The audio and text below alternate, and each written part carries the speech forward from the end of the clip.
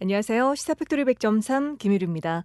울산 CBS를 통해 격주 금요일마다 방송되는 소소한 울산 사람들의 이야기 소울 준비되어 있습니다. 지금부터 함께 하시죠.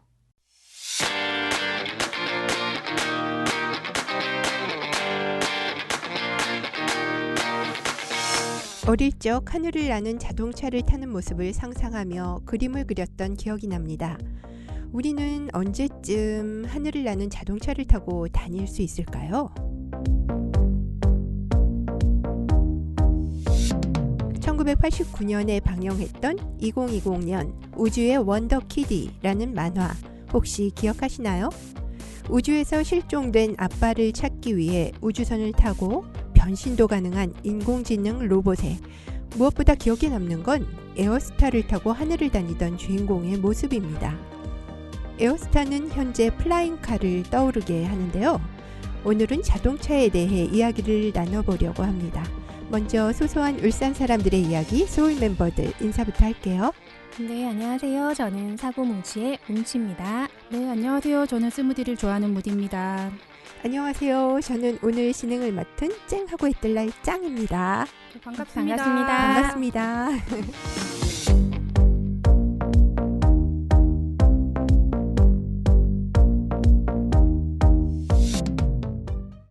소울 여러분, 2020년 우주의 원더키디 이 만화 혹시 기억하세요?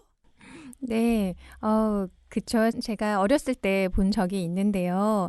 우주에서 조난당한 아빠를 찾기 위해 수색대에 편입해서 마왕 군단들과 싸우는 이야기잖아요. 그리고 주인공 이름이 아이캔이라서 좀 특이했던 그런 기억도 나고요. 주인공이 막 아빠 이렇게 외치던 그런 모습도 기억이 난답니다.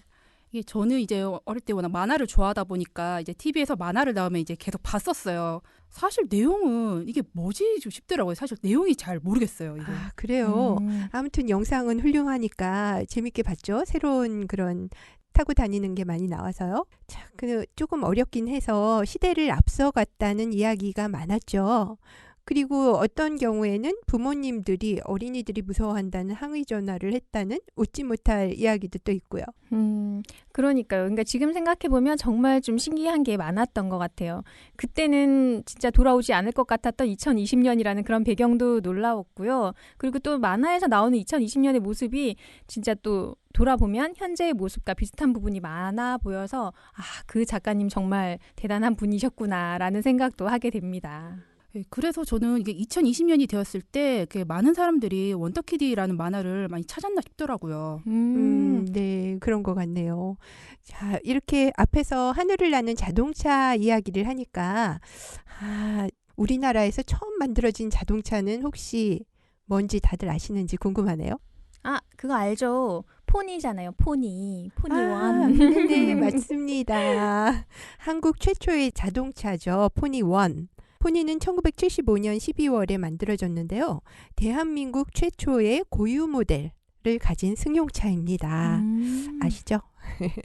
현대자동차가 1975년부터 85년까지 생산한 후륜구동, 힘이 센 그런 자동차인데요. 포니가 개발되면서 한국은 일본에 이어 아시아에서 두 번째로 자체 개발한 자동차 모델을 보유한 그런 나라가 되었습니다. 그리고 외국에 수출된 최초의 국산 승용차가 되기도 했고요. 2013년 8월 27일에는 국가 등록 문화재로까지 지정이 되었다고 합니다. 대단하죠. 우와, 국가 등록 문화재로 지정되다니 이것도 정말 대단하네요. 네, 그러니까요. 저희는 현재는 울산 박물관에 가면 보실 수 있죠. 네. 네, 국가 지정 문화재를 울산 박물관에 가시면 보실 수 있습니다. 그리고 1975년에 만들어졌다고 하니까요. 보니까 거의 한 50년 가까이 좀 되었네요. 오래됐네. 그러네요. 50년이 되었네요. 포니 이야기를 하니까 자동차에 대해서 조금 더 궁금증이 생기는데요. 오늘은 자동차 전문가를 모시고 자세히 이야기를 한번 나눠보도록 하겠습니다. 안녕하세요. 직접 소개 좀 부탁드릴게요. 네, 안녕하세요. 현대자동차 이 공장에서 35년째 근무 중이고 울산 북구에 거주하고 있는 박준용입니다. 네, 반갑습니다. 올해 근무하셨는데요. 35년이면 정말 대단하신데요. 자, 이 공장에서 근무하신다 하셨는데 그곳은 어떤 곳인지 어떤 일을 하시는지 궁금합니다. 네, 이 공장은 그 현대자동차 울산 공장에서 포니를 만들면서 규모가 커지면서 이 공장을 신설하게 되었고요. 네. 그 당시가 1988년도쯤으로 알고 있습니다. 그래서 그 이 공장이 신설되면서 이 공장에 제가 이제 입사를 하게 되었죠. 네, 그리고 이 공장은 그때부터 해서 이제 소나타라는 승용차를 처음 개발해서 만들기 시작했고요.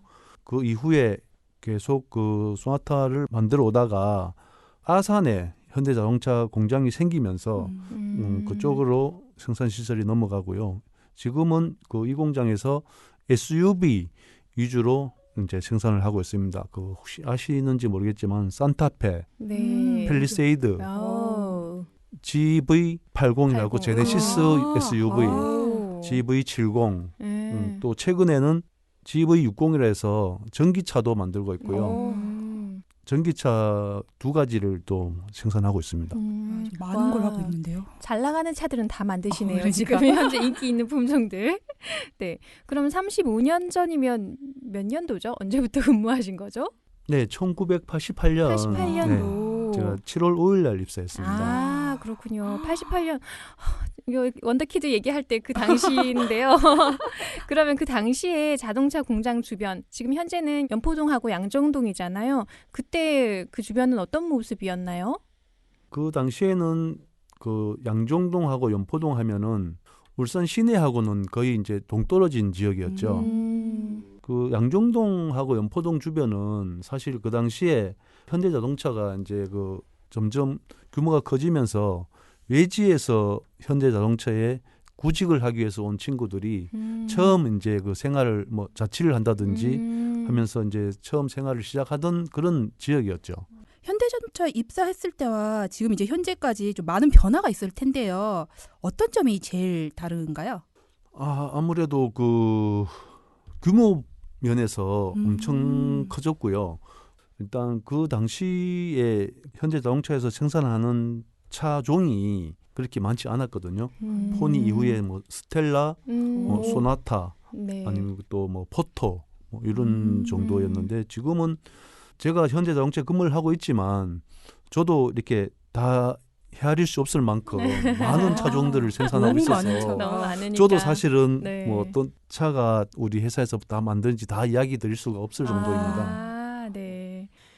우리 울산으로서는 참 현대자동차가 있어서 좋은데요. 아산로도 있고 정말 달리면 바닷바람이 참 시원하고 너무 좋은데요. 네, 그렇죠. 현대자동차는 대체 왜 우리 울산을 선택해서 이렇게 자동차를 만들게 됐을까요? 이곳에서. 제가 뭐 자세는 모르겠지만 일단 그 당시에 국가 그 뭐 산업 정책의 어떤 일환으로 이렇게 뭐 추진이 되어 왔는 걸 알고 있는데요. 제 개인적인 생각이지만은 울산이란 지역이 자동차를 생산하기에 정말 좋은 지역인 것 같아요. 결국에 결과적이지만 일단 자동차는 그 수출이 우선적인데요. 수출을 하기 위해서 그 울산 그 연포만에서 항만에서 바로 이제 차를 실어서 해외로 수출할 수 있는 그런 지리적 여건이 있고요. 기후적으로도 만약에 예를 들어서 울산에 이렇게 겨울철에 눈이 많이 온다고 생각했을 때 자동차를 생산해서 이렇게 야적을 하고 이동시키고 하는 과정들이 굉장히 어려울 것 같아요. 아시다시피 울산은 거의 눈이 안 오는 지역이잖아요. 그렇죠. 맞아요. 그런 면에서는 굉장히 뭐 좋은 조건인 것 아. 같고요. 그리고 타 지역에 비해서 울산은 뭐 태풍 피해도 굉장히 적은 것 같아요. 기후적으로 네. 어떤 공장을 운영하기가 정말 좋은 지역이라고 생각이 돼요. 우리 울산이 참 살기가 좋은 곳이네요. 그러니까요. 네네 들어보니까 맞아요. 더욱 살면 좋네요. 살수록 이렇게 또 많은 분들의 얘기를 들으면 들을수록 네. 참 좋은 곳이다라는 생각을 하게 되는 것 같아요. 그렇죠. 개인적으로는 아이들이 눈이 안 와서 눈 보는 게 너무너무 아쉬워하지만 네. 자동차 공장으로서는 아주 최적의 장소였다 이렇게 네. 얘기를 하네요. 그렇죠? 좀 전에도 말씀하셨지만 이렇게 현대자동차 울산 공장이 1공장, 2공장 뭐 이렇게 해서 5공장까지 있잖아요. 각 공장들마다 또 생산하는 차량이 다르다고 하셨는데 어떻게 다른지 간단하게 좀 말씀 좀 해주세요. 저도 이 공장에서만 계속 근무를 했기 때문에 자세하게는 모르지만은 그래도 뭐 계략적으로 좀 구분을 하자면요. 네. 현재 1공장에서는 소형차 위주로 이렇게 생산을 하고 있고요. 이 공장에서는 제가 이제 근무를 하고 있기 때문에 잘 아는데 아까 얘기했듯이 그 SUV 위주로 뭐 산타페라든지 펠리세이드 네. 또 뭐 GV80, GV70 그러니까 제네시스 라인 또 최근에는 전기차 2가지를 이렇게 생산하고 있고요. 네. 3공장은 준준형차라고 그러는데요. 아반떼 위주로 해서 외에 뭐 한 2가지 정도 비슷한 레벨의 차를 생산하고 있습니다. 그리고 4공장은 본래 이제 그 상용차 공장이라고 했었는데 뭐 대표적인 포토 또 뭐 펠리세이드 전에는 그레이스라고 그랬죠. 지금은 뭐라 그러지? 지금 없나요? 아니요. 있나요? 최근에 그 이름이 바뀌어가지고 스타렉스하고 스타렉스 후정으로 요즘에 올해 또 새로 그 이름이 바뀌었는데 하여튼 뭐 어떤 그런 상용차 위주로 4공장에서 생산하고 있고요. 5공장은 애초에 이제 완전 그 고급 차종 위주로 계획이 돼서 제네시스가 처음 양산될 때 5공장에서 이제 차를 만들었고요. 과거에는 5공장이 현대전공이라는 회사에서 합병되면서 이제 과거에 갤로퍼를 만들다가 지금은 이제 그 제네시스 위주로 만들고 있죠. 고급차 위주로. 35년 동안 이제 근무를 하시면서 이제 많은 일이 있으셨을 텐데요. 그 근무 중에 기억나는 뭐 재밌는 뭐 에피소드 같은 거 있으신가요? 그래도 제일 기억이 남는 거는 처음에 회사 입사했을 때가 네. 기억이 남는데 강원도에서 울산 내려와가지고 현대자동차라는 큰 회사에 입사를 했는데 사실 뭐 이 업무가 굉장히 힘들었어요. 그때는 그 12시간씩 근무하면서 그 이제 주야로 네네. 맞교대를 근무를 하고 있었기 때문에 일주일은 주간 12시간 근무하고요. 그렇죠. 그 다음 주 일주일은 야간 12시간을 근무해야 했었기 때문에 일단 좀 힘들어서 솔직히 조금만 하다가 그만두고 다른 회사로 좀 옮겨야 되겠다는 생각들을 했었는데 그게 또 생활을 하다 보니까 또 적응도 되고 배우자가 생겨서 결혼도 하게 되고 이렇게 하다 보니까 뭐 지금까지 오게 되는 것 같아요. 저는 근데 이 얘기 다른 분한테도 한번 들은 적이 있어요. 진짜요? 현대자동차 다니시는 분이 그러니까 너무 힘들어서 조금만 네. 하다가 말아야지 했는데 그분도 이제 비슷한 게 끝까지 다니고 너무너무 자랑스럽다고. 네. 자, 우리 이 오랫동안 공장에 계시면서 자동차에 대한 애정이 남다르실 것 같은데 초기 모델 우리 포니에 대해서는 혹시 어떤 추억이나 뭐 경험이 있으실까요? 솔직히 말씀드리면은 제가 입사했을 경우에는 포니가 이제 그 양산을 안 하고 단종됐을 네네. 때군요. 그 이제 조금 기술이 좀 발전하면서 스텔라나 소나타 이렇게 승용차가 이제 바뀌는 과정이었고요. 그러시군요. 그래도 그 당시에 그 우리가 울산 시내뿐만 아니고 전국에서 그 길거리에 가장 많이 다니던 차가 아마 포니였고요. 택시의 대부분이 아마 포니였던 기억이 있습니다. 네. 진짜. 오. 자, 저도 텔레비 뉴스에서도 또 많이 요즘도 가끔 나오지 않나요? 그래요? 네. 어디 뉴스에서요? 다큐멘터리 같은 거를 틀어줄 때 우리 한국 자동차로 우리 앞에 나타났던 포니가 전기차와 수소차로 또 다시 탈바꿈해서 새로 태어났죠. 앞으로의 또 어떤 포니 시리즈가 나올지 참 기대됩니다. 울산 CBS 라디오 시사 팩토리 100.3 소울의 소소한 울산 사람들의 이야기. 도심항공 모빌리티라고 혹시 아시나요? UAM이라고 불리우죠. 도심에서 30에서 50km 거리를 플라잉카, 항공택시라고 부르는 전동, 수직, 이착륙기로 이동하는 도심교통 시스템이죠. 기체를 비롯해 운항 서비스 등을 총칭하는 개념인데요. 활주로 없이 수직 이착륙을 할 수 있고 배터리와 모터를 활용해 친환경적이며 도심형 그리고 친환경 항공 교통수단으로 각광받고 있습니다. 현대자동차도 지난 2019년 9월부터 UAM 사업부를 신설하고 투자하고 있죠. 자, 처음 근무하실 때 현대자동차가 글로벌 기업으로 이렇게 성장할지 예상하셨나요? 예, 솔직히 말씀드리면은 지금처럼 이렇게 큰 회사로 성장할 거라고까지는 예상을 못했는데요.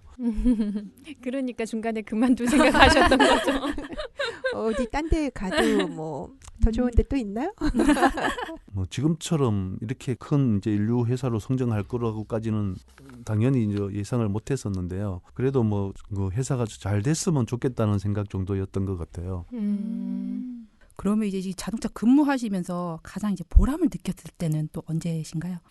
예, 아무래도 제 손을 거쳐서 이렇게 만들어진 차가 우리나라 전역을 이렇게 돌아다니고 또 해외에 나갔을 때도 저희들이 만든 차가 해외에서 이렇게 운행을 하는 거 봤을 때 아까 말씀드렸듯이 제가 이제 교대 근무를 했으니까 예를 들어서 제가 소나타를 만들 때는 그 소나타 2대 중에 한 대는 분명히 제 손을 거쳐서 만들어졌을 거고요. 뭐 그런 면에서 이렇게 보람을 느낄 때도 있고 또 개인적으로는 회사를 통해서 제가 35년 동안 근무하면서 우리 아이들 잘 키워내고 가정 이렇게 행복하게 이끌어 올 수 있었던 게 보람이라면 보람일 것 같습니다. 직접 이렇게 만들지 않아도 저희도 그냥 해외 같은 데나 가서 현대 이 마크만 그죠. 봐도 이렇게 맞아요. 막 뭉클뭉클 이렇게 오르잖아요. 근데 네. 이제 직접 이렇게 다 내가 만든 차를 누군가가 타고 다니고 정말 뿌듯하실 것 같아요. 네. 우리나라에 몇몇 자동차 회사들이 큰 게 있는데 다 잘 하고 있지만 네. 다른 회사에서 혹시 오해하지 말아 주시기 바랍니다. 네. 네. 그리고 지금 현대자동차 울산 공장에 요즘 친환경 전기차 공장을 새롭게 만든다는 그런 소식을 들었는데요. 혹시 언제 또 어디에 어떤 규모로 설립되는지 설명 좀 해주실 수 있나요?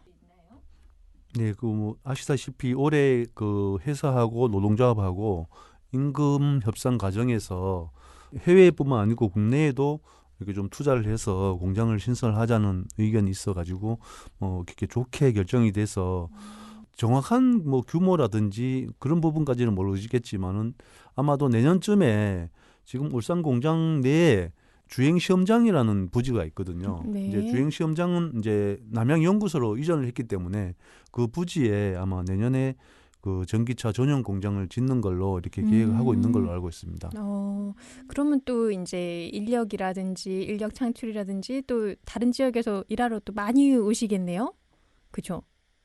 그 아마도 뭐 그렇게 돼야 될 것 같은데요. 그렇지 않아도 현대자동차가 이제 신입사원 채용을 계속 하지 않고 있었거든요. 그러니까요. 그 현장직에.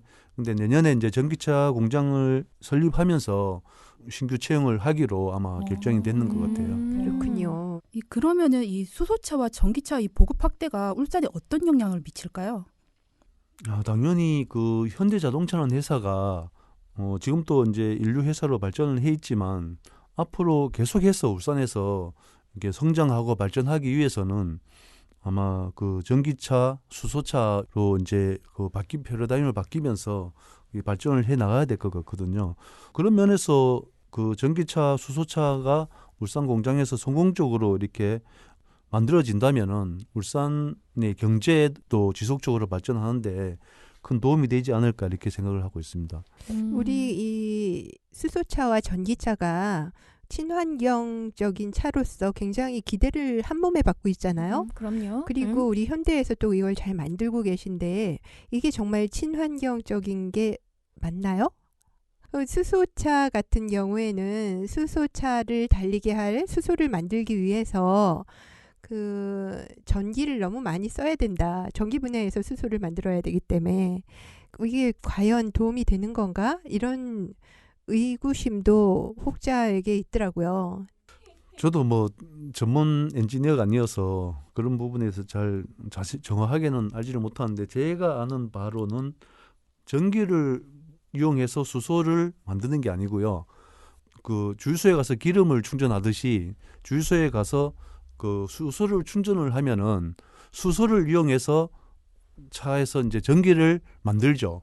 그래서 그 전기의 힘으로 차가 가게 되는 그런 구조를 알고 있습니다. 또 다른 질문 조금 드려도 될까요? 네네네. 너무 곤란하게 하는 아니 제가 아는 범위 내에서만 말씀드릴게요. 네, 수소차 같은 경우에는 충전하기 위해서 전기차는 그래도 충전할 곳들이 좀 많이 있잖아요. 그런데 수소차는 정말 충전소를 찾아보려면 눈을 씻어야 되는 것 같아요. 울산에는 아직까지는 그렇죠. 네, 몇 군데 있는데 이 수소차 충전소를 만들려면 굉장히 좀 어떻게 만들까 하는 그런 궁금증이 들더라고요. 우리나라 같은 경우는 우리나라에서 열심히 지원을 해서 현대차와 우리나라에서 같이 그런 거를 설립할 수도 있을 것 같다는 생각이 드는데, 해외로 수출을 하려면 그 해외에서 그 충전소가 있어야지 차를 팔 수가 있을 텐데, 해외에는 아직 한 군데도 충전소가 있는 곳을 못 봤거든요.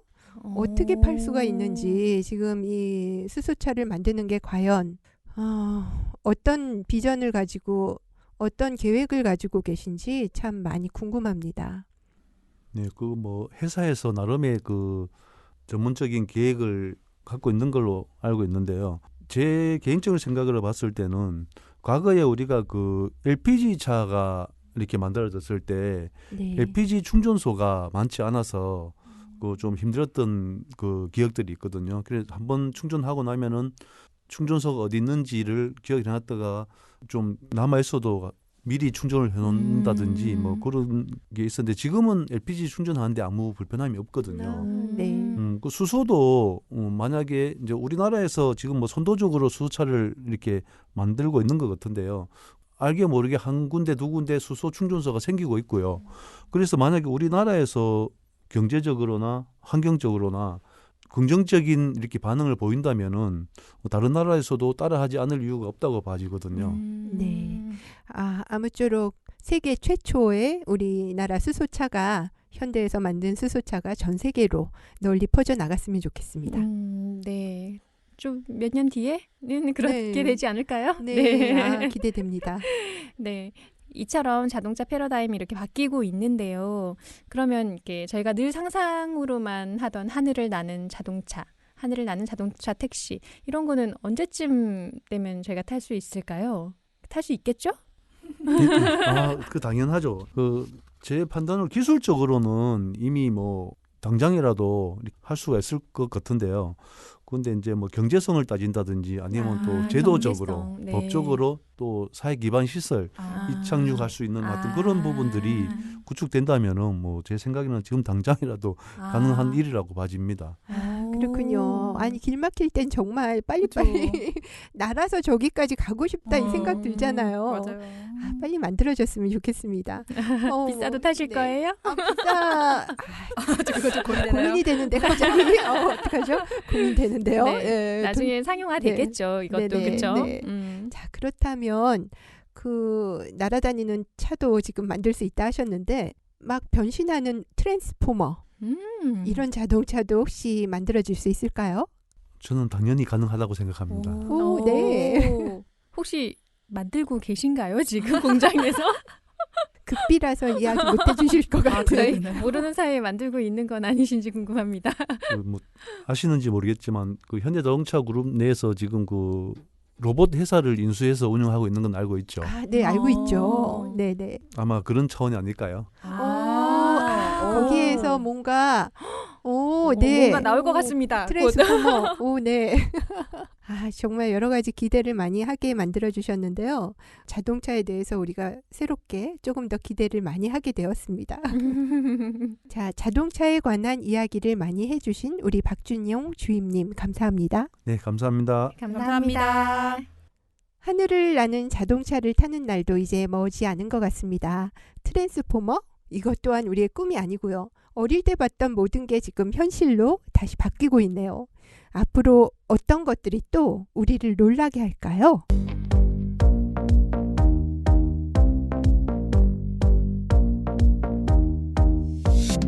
영화 태양의 제국의 원작자이자 SF 역사가인 제임스 G. 발라드는 모든 것은 SF로 통한다. 거의 보이지 않는 문학의 가장자리에서 20세기의 온전한 현실이 생겨났다. 현대의 SF 작가들이 오늘 발명하는 것들을 여러분과 나는 내일 실현할 것이다 라고 말했습니다. 상상이 현실이 되는 순간 또 어떤 상상들이 우리를 찾아올까요? 지금까지 뭉치 엄윤미, 무디 이영은, 환희 김부나, 김형석, 저는 짱 양현이었습니다. 저희 소울의 소소한 울산 사람들의 이야기는 오늘로 마지막 인사를 드립니다. 그동안 사랑해 주셔서 너무 감사드리고요. 다음 기회에 또 만나뵐 수 있으면 참 참 기쁘겠습니다. 그때까지 모두 건강히 안녕히 지내세요. 감사합니다. 감사합니다. 감사합니다.